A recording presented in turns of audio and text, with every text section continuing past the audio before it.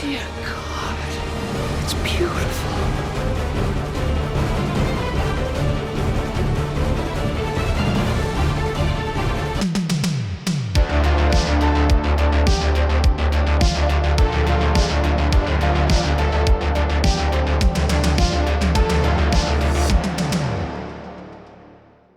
Hello there, ladies and gentlemen, welcome back to the channel. Final Fantasy XVI is finally upon us, and God, what a wait it's been. I've been a filthy Final Fantasy XIV degenerate for many years now, and I'll be the first to admit I have never been that big into the mainline series of games. But as a fan of the universe of Final Fantasy, how could you not be excited? If you saw that trailer when this game was first announced, it looked beautiful.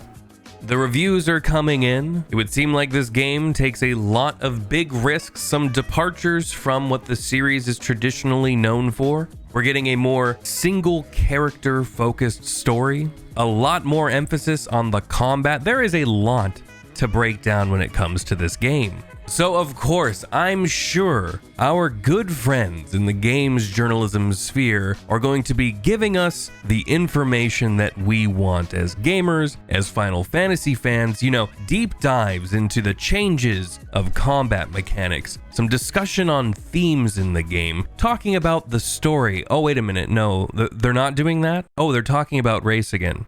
Oh, Final Fantasy is too white. Oh, okay. That seems on brand for games journalists. Before we get further into this, if you enjoy me and the content that I create, be sure to drop a like on this video, subscribe if you haven't already, and share this video around. And let me know down in the comment section below, what's your favorite Final Fantasy game? I'll tell you right now, mine's Final Fantasy XIV, and I have many reasons for that. Oh, these images? These images on the screen right now? Oh, that's unrelated. It has nothing to do with the... Okay, we're moving on. It seems like Eurogamer had a bone to pick with this game, and I don't know why. This was an article that was released not that long ago, titled, "Here's Why Some Players Plan to Boycott Final Fantasy XVI." And the first thing that comes to mind is... No, they were not. But Mando, I hear you moan oh so sensually. I'm sorry, I don't know what the fuck that was. How do you know they weren't going to buy the game? Well, you beautiful viewer, let me tell you. Some Final Fantasy players have revealed they plan to boycott Final Fantasy XVI due to the development team's continuously questionable response to the lack of diversity in the game. Ooh, there's no diversity. How do you know that, Eurogamer? How do you know there's a lack of diversity in the game when it hasn't even come out yet?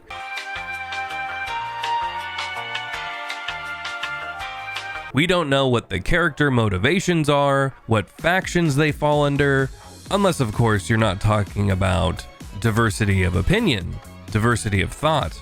You're talking about diversity of gender, diversity of skin color, the kind of artificial diversity that we see being pumped into so many games, television shows, and movies these days.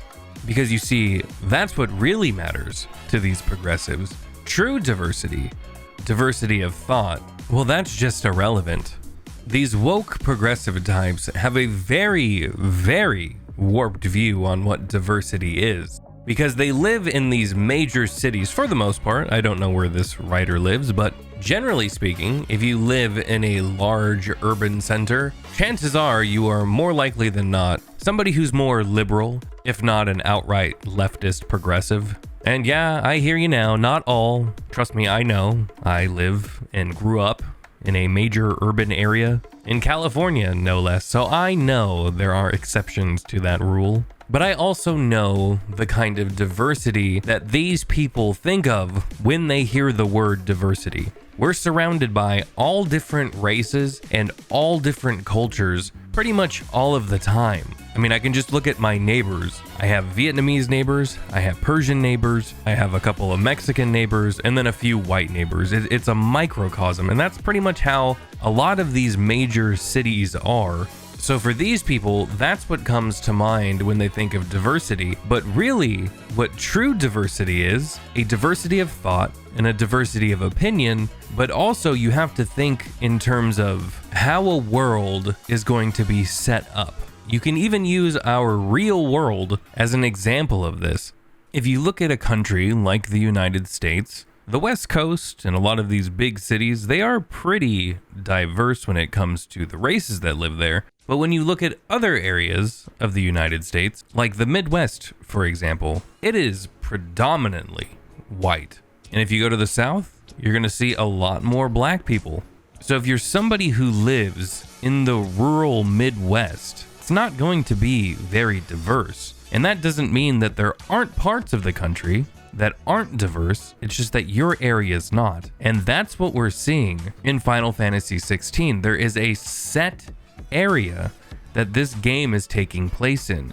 There is a narrative reason for that, as well as the inspiration being medieval Europe, but of course people don't like to hear that. But we'll touch on that a little bit more in a bit. But you know what? You don't need me to explain that to you. Why don't we take a look at what Yoshi P, the man, the myth, the legend himself, who revived Final Fantasy XIV, the man who is also the producer for Final Fantasy XVI. What did he have to say? According to another Eurogamer article, in an interview, Yoshi P stated, "It fits the isolated nature of this realm, as well as the inspiration of medieval Europe." Okay, so that's tracking pretty well so far. There's not a whole lot of non-white people in medieval Europe.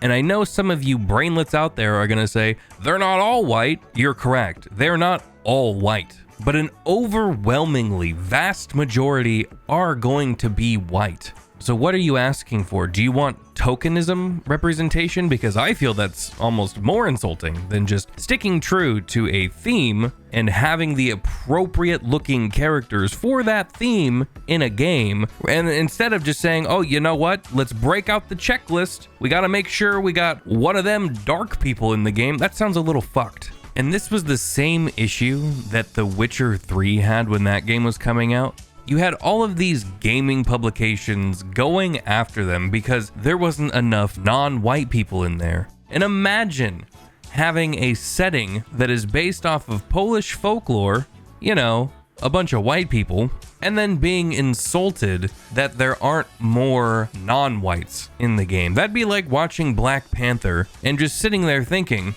when did the white people show up? Or as that movie calls them, colonizers. Marvel and those movies are just god-awful. But going back to my original point, sorry, I know I deviated a lot. It's these rant videos. If you couldn't tell, this is unscripted. But going back to my point of how do I know that these people weren't going to buy the game originally?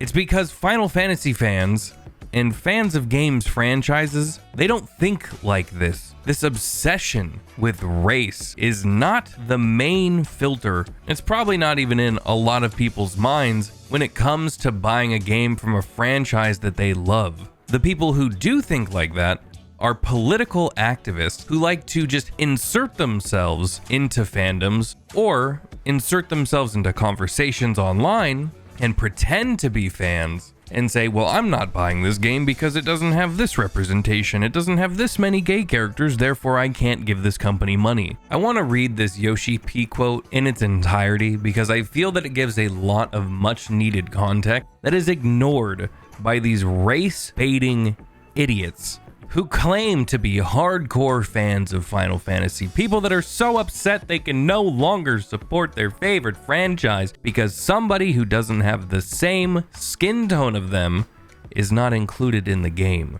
I don't know about you, but I, for one, couldn't even play Lightning Returns. I'm not a pink-haired woman. I can't relate to this. I can't spend my money on this. Square Enix, what were you thinking? Ultimately, we felt that while incorporating ethnic diversity into Valisthea was important, an over-incorporation into this single corner of a much larger world could end up causing violation of those narrative boundaries we originally set for ourselves. The story we are telling is fantasy, yes, but it's also rooted in reality. Further, it can be challenging to assign distinctive ethnicities to either antagonist or protagonist without triggering audiences' preconceptions, inviting unwarranted speculation, and ultimately stoking flames of controversy. In the end, we simply want the focus to be less on the outward appearance of our character and more on who they are as people. People who are complex and diverse in their natures, backgrounds, beliefs, personalities, and motivations. People whose stories we can resonate with. There is diversity in Valisthea. Diversity that, while not all-encompassing, is synergistic with the setting we've created and is true to the inspirations from which we are drawing. Spoken like a true fucking artist. And I can only hope you can see why this man is so beloved, not just in the Final Fantasy XIV community, but just in the gaming community in general. Not only does he recognize and say that ethnic diversity is important to put into their games, but the over-incorporation of that is just going to mess up the world that they've created. They have a story, a narrative that is set out, and they are going to tell that story in the way that they want to tell it. They will not compromise the story to appease some Twitter freaks who just want less white people in a video game. And then he justifies this by saying that he does not want to include any preconceived biases that may be attributed to those characters simply based on their appearance, which unfortunately websites like Eurogamer, as well as The Gamer and other garbage publications like them, write these characters off because they're just white men, which definitely isn't racist. Oh no, you can say that today. That's not a racist fact, but say that about a black man or any other non-white person, except for Asians. Sorry, Asians, you're white now. You're gonna have a bunch of angry 12-year-olds and 40-year-old unemployed people furiously beating the shit out of their keyboard to berate you online. They want to craft characters and tell stories that we can resonate with on deeper levels than that of skin color. Here you have people trying to tell a story that could bridge some gaps, some very real gaps that exist in the real world, by bringing people who love this franchise, who love the Final Fantasy universe, bring them together through shared experiences in the game, despite what our real world differences may be. But no, you have some Twitch streamer that wants to race bait by saying things like, "To be incredibly blunt, whiteness is easy to sell and market. POC implementations and diversity have too many hoops to jump through for the team. It was way easier to make people white than have to build characters and personalities up to make them palatable to people who have prejudicial reflex responses to POC characters in the media that they consume."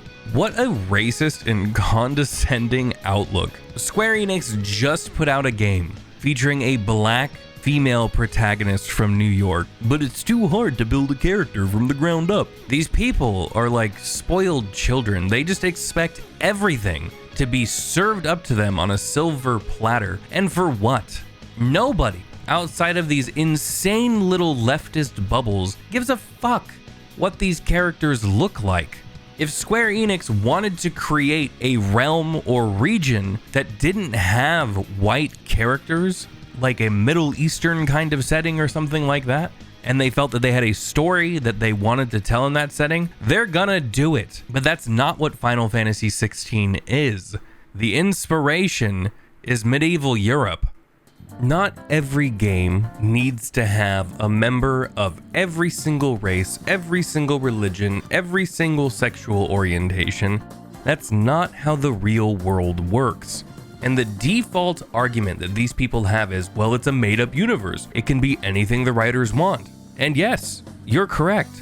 Which is why this game, based off of medieval Europe, is going to be 99.9% white, if not 100% white, because that's the setting that the writers set the game in. Just like Black Panther, it's in Africa, so there's a ton of black people. When you're dealing with a universe like Final Fantasy that is so vast, you can still have diversity, but not every region in that game is going to be equally diverse. It's really not that difficult of a concept to grasp, but it's all too easy to score social points on the internet by saying there's not enough representation, when in reality, there's a ton of representation, just not the kind that they're looking for.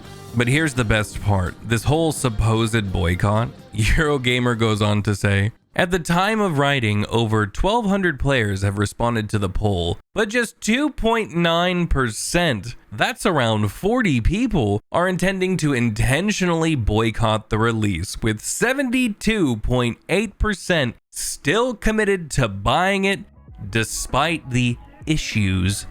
These are the kinds of people that you just can't take seriously. There's no pleasing them, even if you gave them what they wanted. Even if we had a black or a Mexican or a Middle Eastern character in this game, they're gonna say that it's racist, that it was tokenization, that it just plays on unfair stereotypes. Could you imagine if the villain in this game was a badass black character? I don't know, somebody like Killmonger? Oh, of course you make the black guy bad. Or you make him a sidekick in this game. Oh, well, now he's just the token sidekick. You can't have that. And just judging by the Miles Morales debates going on out there, the character, he just couldn't be black enough. If he had even a slight glare, some sheen on his forehead, they'd say he's too white. He's been whitewashed.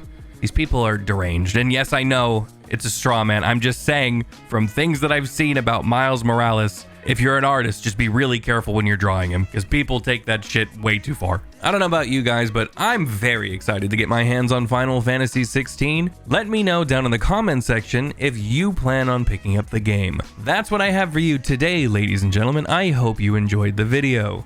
As always, I want to know what you think about all of this. Let me know down in the comment section below. If you liked the video, drop a like, and if you haven't done so already, hit the subscribe button and share this video around. Let's see if we can get this channel, let's rephrase that. Let's see how quickly we can get this channel to 20,000 subscribers.